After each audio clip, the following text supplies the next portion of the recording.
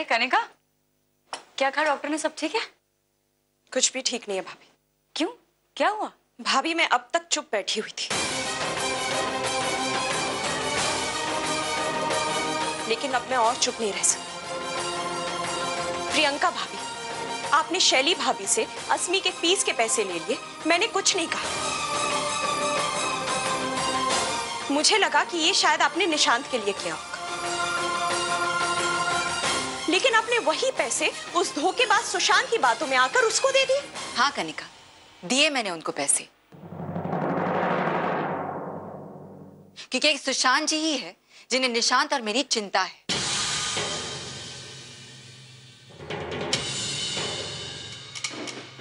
एक वही है जिन्होंने मुश्किल समय में मेरा साथ दिया है, और आज अगर उन्हें पैसों की जरूरत पड़ी और मैंने उन्हें पैसे दे दिए तो कौन सी बड़ी बात हो गई? भाभी, अस्मी की फीस और निशांत के फ्यूचर से ज्यादा उन्हें अपनी शॉपिंग और लॉटरी का टिकट खरीदना ज्यादा जरूरी है, ये मुझे नहीं पता था।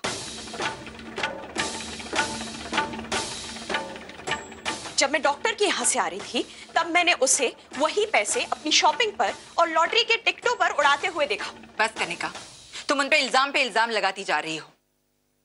उन्होंने वो पैसे मुझसे मजबूरी में लिए हैं, क्योंकि मेरा और निशान का ख्याल रखते रखते उनकी नौकरी चली गई। भाभी, मैंने उन्हें खुद अपनी आंखों से देखा है। आप मेरी बात का विश्वास क्यों नहीं कर रही? वो इसलिए क्योंकि मुझे तुमसे ज्यादा सुशांत जी पर भरोसा है। नहीं प्रियंका जी,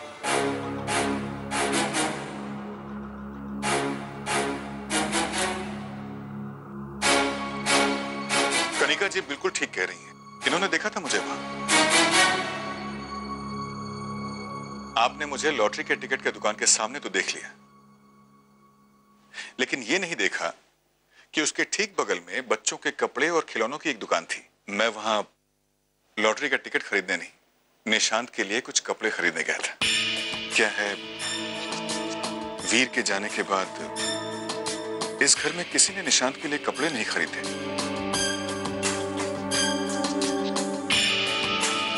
जबकि ये तो सभी समझते हैं कि इस उम्र में बच्चे बहुत जल्दी बढ़ते हैं और इसलिए उनके कपड़े जल्दी छोटे भी पड़ने लगते हैं।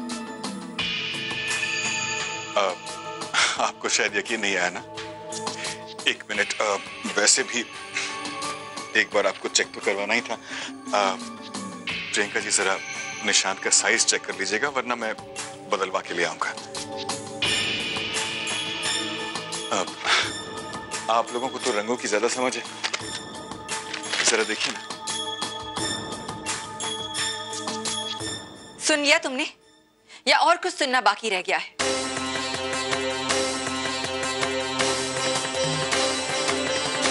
वीर के जाने के बाद एक सुशांत जी ही है जिन्होंने मेरा साथ दिया है।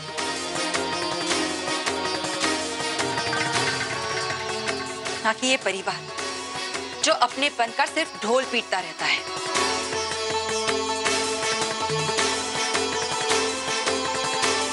चलिए सुशांत जी। नमस्ते।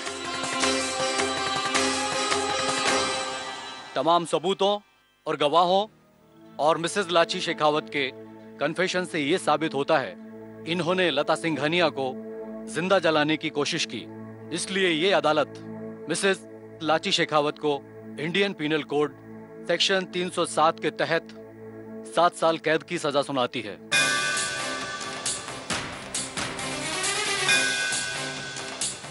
और मिसेस अरुणा सिंघानिया को बाइज्जत बरी करती है।